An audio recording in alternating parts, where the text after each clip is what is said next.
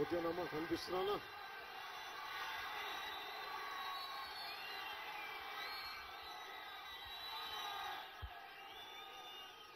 ఇక్కడున్న మెడపైన మిద్దులపైన ఉన్న ఆడపడుచులందరికీ, అక్క చెల్లెలందరికీ, ప్రతి ఒక్కరికి పేరు పేరున నా హృదయపూర్వక ధన్యవాదాలు, హృదయపూర్వక నమస్కారాలు. ఇక్కడికి వచ్చిన పత్తిపాడు నియోజకవర్గ పెద్దలందరికీ, జన సైనికులందరికీ, ప్రజలందరికీ, అన్ని వర్గాల వారికి జనసేన తరపున మీ అందరికీ నా హృదయపూర్వక నమస్కారాలు, హృదయపూర్వక అభినందనలు తెలియజేసుకుంటున్నాను.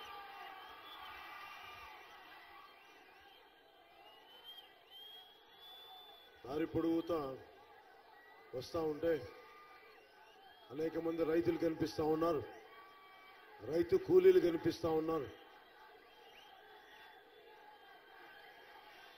పుస్తకంలో కవి చదువు, జనసేన విజన్ మేనిఫెస్టో రాసేటప్పుడు నేను ఒక కవితాలోకు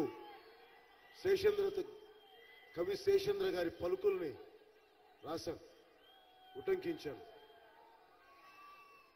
నేను పొలాలు ఎందుకు దున్నుతున్నానో తెలియదు, డ్యాములు ఎందుకు కడుతున్నానో తెలియదు, నా బ్రతుకు ఒక సున్నా, కానీ నడుస్తున్నా. చెట్టుగా ఉంటే ఏడాదికి ఒక వసంతమన్నా దక్కేది, మనిషిని అన్ని వసంతాలు కోల్పోయాను అని రైతు కన్నీరు పెడతా ఉంటే, నిజంగా రైతు పెట్టే కన్నీరు ఆ పద్యంలో కనిపించింది. జనసేన ప్రారంభించేటప్పుడు చాలా బాధ కలిగేది. మనది గ్రామీణ భారతం, రైతు ఏడవకూడని భారతం, రైతు కన్నీళ్లు పెట్టని భారతం. అలాంటి భారతదేశాన్ని నేను కలలు కన్నాను. అందుకే జనసేన రాగానే, ప్రభుత్వం రాగానే మీరు నన్ను ముఖ్యమంత్రిగా ప్రమాణ స్వీకారం చేయిస్తే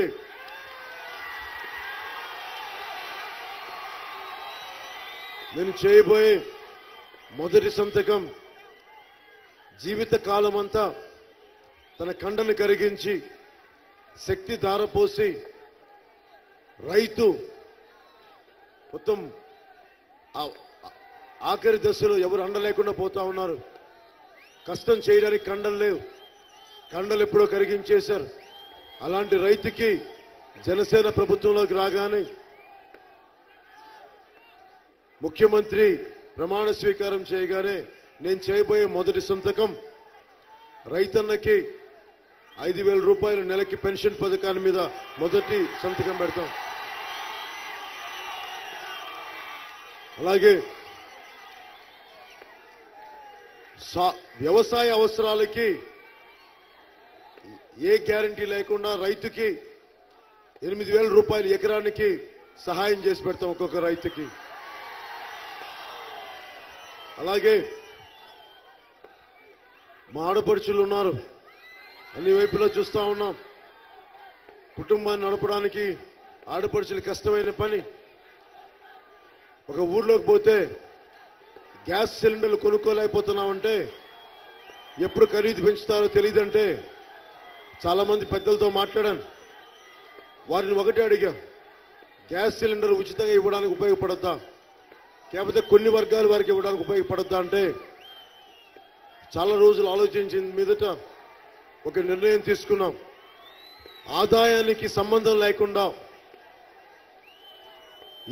ఏ కార్డు ఉందని సంబంధం లేకుండా అందరికీ, అన్ని కుటుంబాల వారికి, ఆంధ్రప్రదేశ్లో ఎన్ని కుటుంబాలు ఉన్నాయో అన్ని కుటుంబాల వారికి, ఒక్కొక్క కుటుంబానికి సంఖ్యాబలాన్ని బట్టి, కుటుంబ బలాన్ని బట్టి 6 సిలిండర్ల నుంచి 10 సిలిండర్లు ఉచితంగా ప్రభుత్వమే మీకు ఉచితంగా సిలిండర్లు ఇవ్వడానికి రెండో సంతకంగా పెట్టడానికి నిర్ణయించుకున్నాను. అలాగే రేషన్ తినడానికి పనికిరాని బియ్యం, వాడటానికి పనికిరాని పామాయిల్. నేనేం కోరుకున్నానంటే, మీరు ఏం తినాలి, ఏ బియ్యం కొనుక్కోవాలి, ఎలా ఉండాలనడానికి కులాలకి మతాలకి సంబంధం లేకుండా ఆడపడుచులందరికీ 2,500 రూపాయల నుంచి 3,500 వరకు. అది కూడా ఎందుకంటున్నానంటే తక్కువ కుటుంబ సభ్యులుంటే 2,500 రూపాయలు, ఎక్కువ మంది ఉంటే 3,500 రూపాయలు నెలకి మా ఆడపడుచుల అకౌంట్లో వేసేస్తాను. ఎందుకంటే నాకు దళారీ వ్యవస్థ వల్ల డబ్బులు రాజకీయ వ్యవస్థ తీసేసుకుంటున్నారు కానీ దాని లబ్ధి ప్రజలకి చేకూరట్లేదు. అందుకని డైరెక్ట్ గా మీరు ఏ బియ్యం తినాలి, ఎలా ఉండాలి అనేది మీరు నిర్ణయించుకొని మీ అకౌంట్లో మీ ఖాతాలో డబ్బులు వేస్తానని అది 3వ సంతకంగా పెట్టుకున్నాం. అలాగే ఈ రోజున ఏ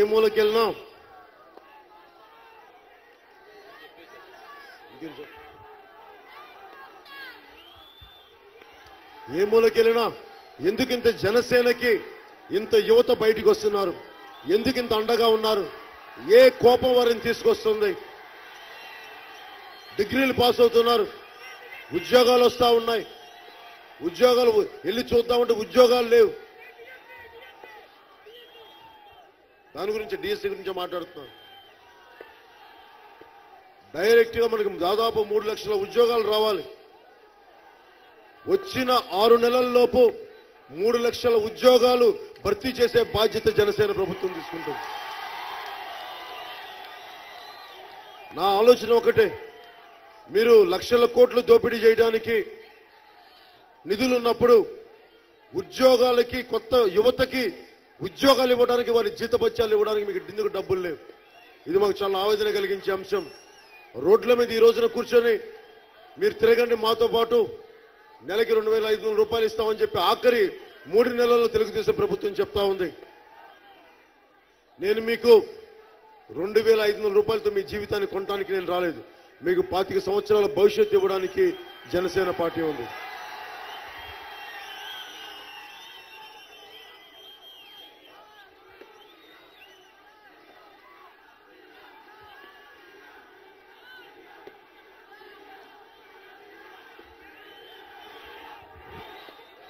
నేను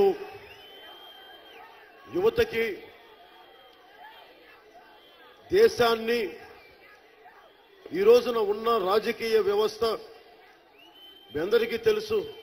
ఇక్కడ ఉన్న వారిలో కూడా ఉదాహరణకి రావుల కిషోర్ బాబు గారు కూడా తెలుగుదేశం పార్టీ నుంచే వారు పోటీ చేశారు. కానీ వాస్తవానికి వారి కుటుంబంతో మాకు బలమైన సాన్నిహిత్యం ఉంది. వినుకొండలో వారి సతీమణి గారు అప్పుడు ప్రజారాజ్యం పార్టీ నుంచి పోటీ చేశారు. వినుకొండ నుంచి రావుల కిషోర్ బాబు గారితో సాన్నిహిత్యం ఈ 2014 కాదు, 2009 నుంచి ఉంది. పైగా ఎంతో నాకు ఇష్టమైన కాన్స్టిట్యూషన్ కానీ స్వయంగా ఆయనతో పాటు ప్రయాణం చేసిన వ్యక్తి. అలాగే అంబేద్కర్ గారి ఆశయాల్ని చాలా అద్భుతంగా తీసుకెళ్లే ఒక ఆలోచన ఉన్న వ్యక్తి. అలాంటి వ్యక్తిత్వం ఉన్న పెద్దలు జనసేన పార్టీలోకి రావడం చాలా నాకు ఆనందం కలిగించింది. నేనేం అడుగుతానంటే, తెలుగుదేశం పార్టీని కానీ, నేను నిజంగా కోరుకుంది తెలుగుదేశం పార్టీని. నాకు పాలనా అనుభవం లేదు. చంద్రబాబు గారికి పాలనా అనుభవం ఉంది. నరేంద్ర మోదీ గారు రాష్ట్ర ప్రధానమంత్రి అయ్యే అవకాశాలు పుష్కలంగా ఉన్నాయి. ఇవన్నీ ఆలోచించి ఆంధ్రప్రదేశ్ రాష్ట్రానికి ఉపయోగపడుతుందని చెప్పి ఆ రోజున భారతీయ జనతా పార్టీకి కానీ తెలుగుదేశం పార్టీకి కానీ సపోర్ట్ చేశాను. నేను కోరుకుంది ఒకటే, ఇంతమంది యువతకి ఉద్యోగాలు కల్పిస్తారు స్పెషల్ కేటగిరీ స్టేటస్ ద్వారా అని. స్పెషల్ కేటగిరీ స్టేటస్ ద్వారా నాకు వాళ్ళు చెప్పింది దాదాపు 10 లక్షల ఉద్యోగాలు వస్తాయి. ఇన్కమ్ ట్యాక్స్ కట్టలేదుగా, అవసరం లేదు కాబట్టి పరిశ్రమలు వస్తాయి. మన గుంటూరులోని దాదాపు 20 నుంచి 30 దాకా భారీ పరిశ్రమలు వస్తే 3-4 లక్షల ఉద్యోగాలు ఒక్క గుంటూరులోనే వస్తాయని చెప్పి మాట్లాడుతున్న ప్రతి ఒక్కరు తెలియజేసాడు. నమ్మాను నేను. మీలాగే భారతీయ జనతా పార్టీ, తెలుగుదేశం పార్టీ నమ్మాను. పరిపాలనా అనుభవం ఉన్న వ్యక్తులు 5 సంవత్సరాలు 4 సంవత్సరాలు ముఖ్యమంత్రిగా ఉన్న, గుజరాత్ ముఖ్యమంత్రిగా ఉన్న నరేంద్ర మోదీ గారిని నమ్మాను. నేను కాకపోతే నేను గుడ్డిగా నమ్మలేదు. నేను ఒకటే అన్నాను, మీరు ఇచ్చిన మాట తప్పితే నేను మీతో విడిపోయి బయటకు వచ్చి మీతో పోరాటం చేస్తాను అని ఆ రోజున అందరికీ చెప్పాను.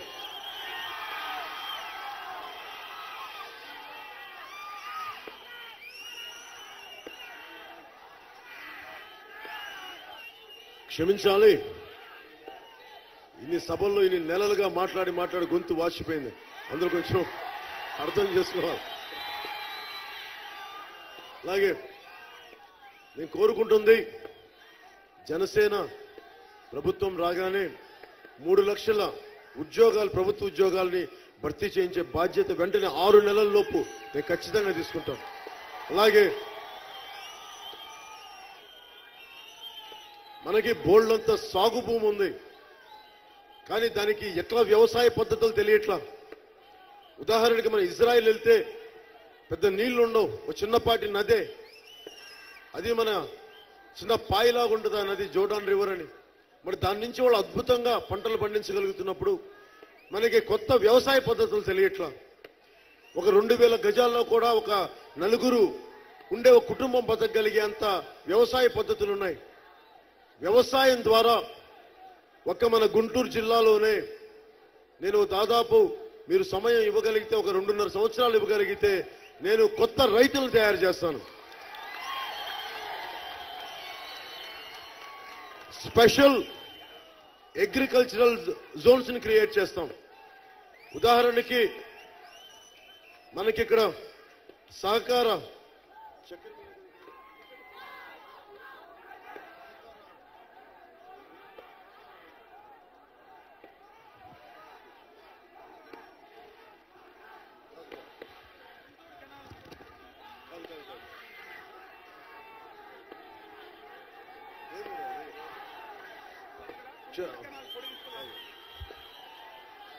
అంటే ఎందుకు స్పెషల్ అగ్రికల్చరల్ జోన్స్ కావాలంటే, నేను వ్యవసాయం చేసిన వాడిని. 2000 గజాల్లో నేను పండ్ల తోటలను పెంచిన వాడిని, వరి వేసిన వాడిని. ఇప్పుడు స్పెషల్ ఎకనామిక్ జోన్స్ అని చెప్పి పరిశ్రమలు స్థాపిస్తా ఉన్నారు. ఎంతసేపు యువతకి పరిశ్రమలోనే ఉద్యోగాలు కాదు, వ్యవసాయంలో కూడా వారి కాళ్ళ మీద నిలబడగలిగే రైతులుగా తయారు చేయాలి అంటే స్పెషల్ అగ్రికల్చరల్ జోన్స్, ప్రత్యేక వ్యవసాయ జోన్స్ నేను క్రియేట్ చేసి పెడతాను. అంటే ఇక్కడ నుంచి ప్రత్యేకించి మనకి మన ప్రతిపాడు నియోజకవర్గం నుంచి ఇక్కడ పండే ఎలాంటి పంట పండితే ఎలాంటి తోటలుంటే బాగుంటుందని చూసి దీనికి మార్కెట్ పద్ధతులు విదేశాల్లో ఉంటాయా లేదంటే పక్క రాష్ట్రాలకు పంపించచ్చా అని ఆలోచించి, ఉదాహరణకి ఒక 500 ఎకరాల పొలం తీసుకొని దానిని 2000 గజాలుగా 4000 గజాలుగా మడులుగా విభజించి ఒక్కొక్క మడిని ఒక్కొక్క యువతకిచ్చి, ఒక్కొక్క యువకుడికి యువకులకిచ్చి వ్యవసాయం చేస్తాను. మీకు టెక్నాలజికల్ సపోర్ట్ కానీ అగ్రికల్చరల్ ఇంప్లిమెంటేషన్ సపోర్ట్ కానీ మీకు ఇచ్చి మీరు కష్టపడండి. ఎవరు కూడా దేహి అన్నది, ఇది భారతదేశం, నా కష్టం మీద నేను బతుకుతాను అంటారు కానీ అడుక్కోవడానికి మనం యాచకులం కాదు.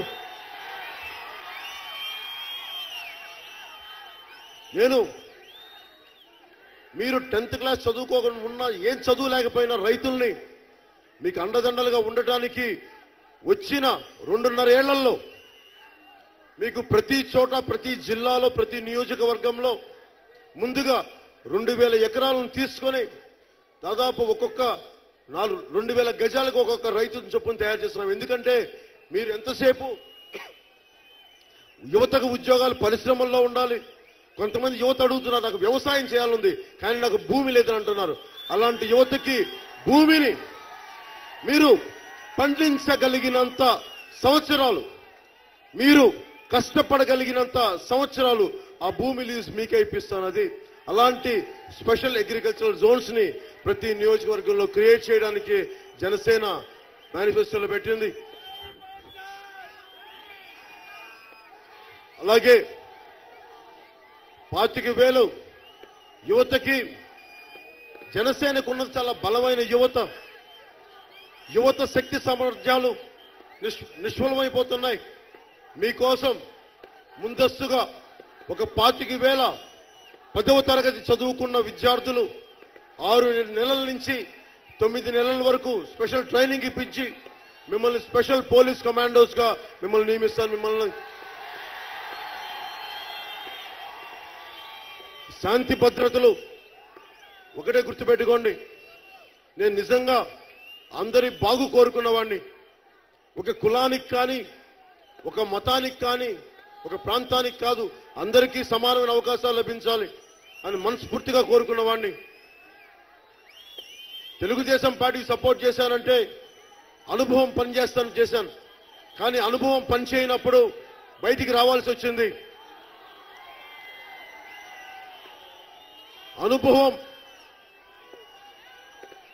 అనుభవం అభివృద్ధి చేయలేనప్పుడు, అనుభవం లంచగొండులుగా మారిపోయిన ఎమ్మెల్యేలను నిలువరించలేనప్పుడు ఖచ్చితంగా దాన్ని మాట్లాడాల్సి వచ్చింది. అనుభవం, ముఖ్యమంత్రి గారి అనుభవం, పరిపాలనా అనుభవం మన రాష్ట్ర అభివృద్ధికి తోడ్పడినప్పుడు వేరే గత్యంతరం లేక, నేను సహజంగా గొడవ పెట్టుకునే వ్యక్తిని కాదు. నా మీద వ్యక్తిగతంగానే నేను గొడవలు పెట్టుకోను. కానీ వ్యవస్థ దెబ్బతింటున్నప్పుడు మటుకు నా సొంత రక్తమైనా సరే నేను గొడవ పెట్టుకుంటాను. ముఖ్యమంత్రి గారి నుంచి ఏం ఆశించాం? తెలుగుదేశం పార్టీ నుంచి ఏం ఆశించాం? మెచ్చి మేకతోలు గొప్పతనం ఆశించామా? అరే మీరు పత్తిపాడు నియోజకవర్గానికి కనీసం ఆ సాగర్ చివరి భూములు కనీసం ఒక కాలువ తీసుకొచ్చి కనీసం సాగు అవసరాలు తీరుస్తారేమని ఆశించాను. అవి తీర్చలేనప్పుడు, ఒకవేళ తీర్చలేకపోతే మేము తీర్చలేకపోయాం అని చెప్పగలిగే స్థాయి కూడా లేనప్పుడు ఉన్న ఒక్క ఎమ్మెల్యేని తీసుకెళ్లి అవమానం చేస్తా ఉంటే నిజంగా బాధ కలిగించే అంశం. రావెల కిషోర్ బాబు గారిని తెలుగుదేశం నాయకులు ఆయనంటే ఇష్టం లేకపోతే ఖచ్చితంగా ప్రజాస్వామ్యంలో క్రిటిసైజ్ చేయొచ్చు, విమర్శించవచ్చు, పక్కకు పెట్టేయచ్చు, అది పద్ధతి. కానీ మైలపడిపోయింది, ఈయన వల్ల పార్టీ మైలపడిపోయింది అంటే అది నిజంగా ప్రజాస్వామ్యానికి విరుద్ధమైన పదాలు. అది తప్పది. తెలుగుదేశం పార్టీ స్థాయికి మేము మిమ్మల్ని చాలా ఉదారంగా గుండెలకు ఎత్తుకుంటే మీరు మా గుండెల మీద తన్నారు. దయచేసి చాలా బాధగా ఉంది తెలుగుదేశం పార్టీ నాయకులు చేసింది. మీరు బాగుండాలని గుండెలకు ఎత్తుకుంటే తెలుగుదేశం నాయకులు ఆయనని మైలపడ్డారని చెప్పి గుండెల మీద కొట్టడం, మిమ్మల్ని భుజాల మీదకి ఎత్తుకుంటే మా గుండెల మీద కొట్టారు. గుంటూరు జిల్లాలో కూడా జన సైనికులు అండగా ఉంటే, జన సైనికుడు ఫయాజ్ అనే జన సైనికుడు పాపం పచ్చబొట్టు పెట్టించుకున్నాడు, పవన్ కళ్యాణ్ అని పచ్చబొట్టు పెట్టించుకుంటే అధికారుల చేత బొట్ల కాళ్లతో కొట్టించే అంత క్రూరత్వం దేనికి? మిమ్మల్ని జన సైనికులు భుజాలకెత్తుకుంది మా జన సైనికులను బొట్ల కాళ్లతో తొక్కించడానిక? ఇదే మీరు ఇచ్చేది మాకు? ఇంకొకసారి ఎన్నుకుంటే, ఇంకొకసారి మద్దతు ఇస్తే మీరు మా మెడల మీదే బూట్లు పెట్టి తొక్కేస్తారు మీరు మమ్మల్ని. మాకు చాలా బాధ కలిగింది.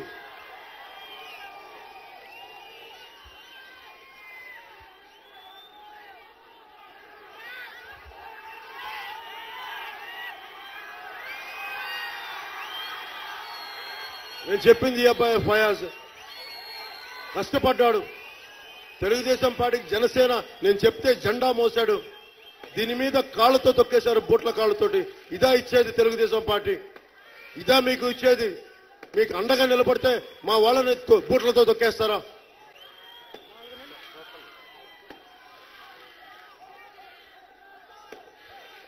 తెలుగుదేశం నాయకులకి పవన్ కళ్యాణ్ జన సైనికులు ఏం చేశారో మీకు తెలుసా? మా త్యాగం మీకు తెలుసా? ఏమి ఆశించలేదు మీ దగ్గర నుంచి, ఏమి ఆశించలా. రాష్ట్రాన్ని బలమైన దిశ ఇస్తారని ఆశించాం.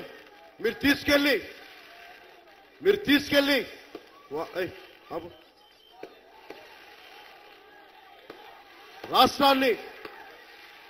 రాష్ట్రం తాలూకు దిశని మారుస్తారు, నిర్దేశం చేస్తారు అని కూర్చుంటే మీరు ఒక్కొక్కరిని మమ్మల్ని ఇబ్బంది పెట్టిన విధానం. తెలుగుదేశం పార్టీ విమర్శలు చేయకూడదా? మీరు రావాలని భుజాలకు ఎత్తుకున్నప్పుడు మీ ఎమ్మెల్యేలు తప్పులు చేస్తే ఎమ్మెల్యేల గురించి మాట్లాడుతుంటే అక్కడ వచ్చి ఒక్కొక్క ఏలూరులో నేనుంటున్న నివాసాల మీద మీరు రౌడీల చేత దాడులు చేయిస్తారు, గుండాల చేత దాడులు చేయిస్తారు. తెలుగుదేశం నాయకులు చెప్తున్నాం,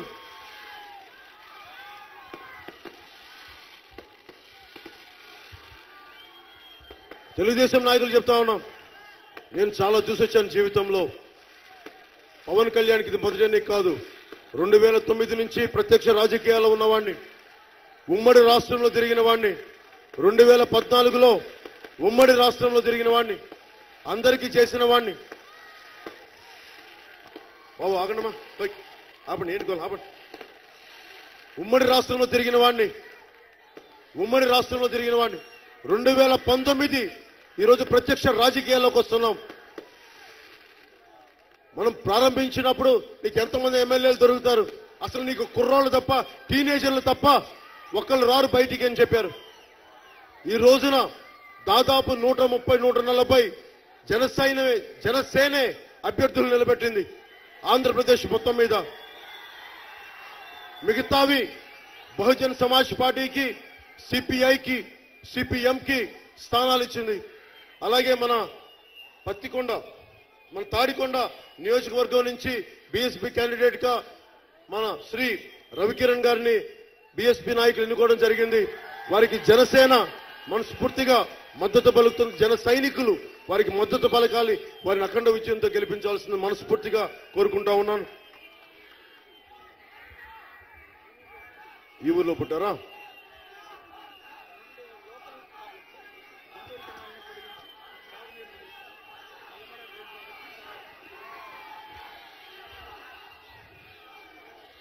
నేను కోరుకుంటుంది, మీరు తెలుగుదేశానికి పనిచేసిన రైతులు, ఇక్కడ అన్ని వర్గాల వారు ఉన్నారు, అన్ని కులాల వారు ఉన్నారు.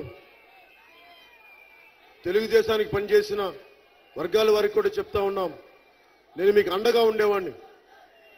తెలుగుదేశం పార్టీ గెలవాలని కోరుకొని, కానీ ఈ రోజున రాష్ట్ర ఆత్మగౌరవాన్ని కానీ ప్రయోజనాలను కానీ ముందుకు తీసుకెళ్లకపోవడం వల్ల మేము బయటకు వచ్చాం. తెలుగుదేశం వర్గం కూడా జనసేనకి మద్దతు పలకవలసిందిగా మనస్ఫూర్తిగా కోరుకుంటా ఉన్నాను.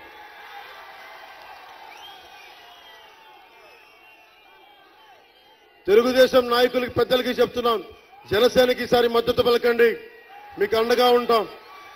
మీరు ఏమి చేయకపోతారో నేను అండగా ఉన్నాను. గుంటూరు కెనాల్ మన సమస్య ఉంది, పత్తిపాడు నియోజకవర్గానికి సంబంధించి. మనకి సాగర్ చివరి భూములు అవటం వల్ల మనకి సాగునీటి రావట్లేదని చెప్తా ఉన్నారు. నా దగ్గర శ్రీ రామ్మోహన్ రావు గారు లేరు, మా మేనిఫెస్టో చీఫ్ అడ్వైజర్. ఆయన గారు ఉండుంటే మీకు ఎగ్జాక్ట్ టైం చెప్పేవాడిని.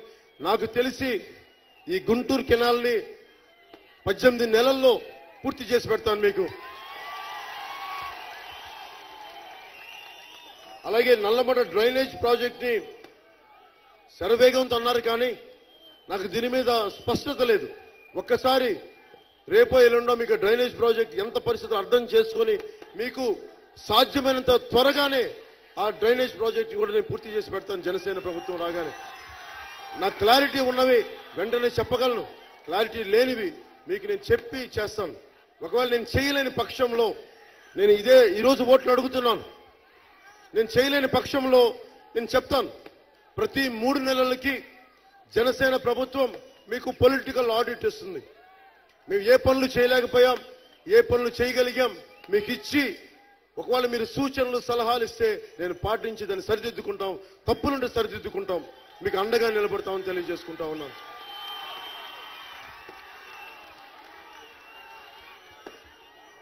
ఇప్పుడు మీ ముందుంది తెలుగుదేశం అభ్యర్థులు ఉన్నారు, వైసీపీ అభ్యర్థులు ఉన్నారు, జనసేన అభ్యర్థి శ్రీ రావుల కిషోర్ బాబు గారు ఉన్నారు. మన ముందుంది ముగ్గురు. మీరు ఆలోచించి నిర్ణయం తీసుకోండి. వైసీపీ నాయకులు ఉన్నారు. ఇప్పుడు నాయకుడి మీద కేసులుంటే ఎప్పుడు జైలులో పెడతారు. నా భయం ఏంటంటే, మీరందరూ జీవితాన్ని సారాన్ని చూసిన వాళ్ళు, యథా రాజా తథా ప్రజ అంటారు. పాలకులు ఎలా ఉంటే ప్రజలు అలా తయారవుతారని. పులివెందల్లో జగన్మోహన్ రెడ్డి గారి ఇంట్లోనే హత్య జరిగినప్పుడు దాని మీద వాళ్ళకి ఒక క్లారిటీ, స్పష్టత లేనప్పుడు నా భయం ఏంటంటే, తెలుగుదేశం పార్టీకి వైసీపీని ఎదుర్కొనే బలం లేదు. అలాగే వైసీపీ నాయకులకి ఇన్ని సమస్యలు ఉన్నాయి. మీరు ఆలోచించండి. మనకి చివరి సాగర్ కెనాల్ చివరి భూములు ఇవి. నిజంగా జగన్మోహన్ రెడ్డి గారికి నిజంగా మన మీద ప్రేమ ఉంటే వెళ్ళి చట్టసభల్లో కూర్చోవాలి, అసెంబ్లీలో కూర్చోవాలి. అరే మనం పత్తిపాడు నియోజకవర్గానికి సాగునీటి అవసరాలు సరిపోవట్లేదని పోరాడాలి. ఆయన నేను ముఖ్యమంత్రి అయితే తప్ప ఏ పోరాటం చేయనంటా ఉన్నారు. మరి నన్ను చూడండి, ఒక ఎమ్మెల్యే లేడు, ఎంపీ లేడు, చిన్న కౌన్సిలర్ కూడా లేడు, కానీ నేను వచ్చి రోడ్ల మీదకి వచ్చి పోరాటం చేస్తున్నాను. మా తాత రాజకీయాల్లో లేడు, మా నాన్న రాజకీయాల్లో లేరు, రాజకీయ నేపథ్యం ఉన్న కుటుంబాలు కాదు. మనసు ఉండాలే కానీ మార్గం ఉంటుంది. ఆయనకి మనసు లేదు. ఆయన మనసంతా ఆయన ముఖ్యమంత్రి అవ్వాలన్న మనసు తప్ప ప్రజలకు సేవ చేయాలన్న మనసు లేదు. ముఖ్యమంత్రి గారు ఉన్నారు. ముఖ్యమంత్రి అవ్వగానే ఆయన వచ్చిన మొదటి ఆలోచన చంద్రబాబు గారికి మళ్ళీ 2019లో ఎలా ముఖ్యమంత్రి అవ్వాలి అని ఉంది. కానీ 2014లో రాగానే అరే మన పత్తిపాడుకి సాగునీటి అవసరాలను ఎలా తీర్చాలి, మన క్యానల్ మన నాగార్జున సాగర్ కెనాల్ చివరి భూములు కదా, వీటికి నీళ్లు ఎలా తీర్చాలన్న ఆలోచన వారికి లేదు. నేనున్నాను మీకు. 18 నెలల్లో నేను సాగునీటి అవసరాలు తీర్చేస్తాను మీకు సవినయంగా తెలియజేసుకుంటా ఉన్నాను. అలాగే ఇక్కడున్న మీకు ఇక్కడ రోడ్లు కానీ డ్రైనేజ్ వ్యవస్థ కానీ ఇవన్నీ కూడా ఏవైతే బాగలేదో రోడ్డు వసతులు కానీ ఇవన్నీ కల్పిస్తాను నేను మీకు. ప్రతి నియోజకవర్గానికి మౌలిక వసతులు, రోడ్లు కానీ విద్య కానీ, అలాగే విద్యార్థులకి మీరు కాలేజీలకు వెళ్తా ఉంటే మీరు ఫీజులు పే చేయొద్దు, నేను పే చేస్తాను, గవర్నమెంట్ పే చేస్తుంది. ఇంటి నుంచి భోజనాలు తీసుకెళ్లే పరిస్థితి లేకుండా నేను కాలేజీ పరిసరాల్లోనే క్యాంటీన్లు పెట్టిస్తాను మీ అందరి కోసం.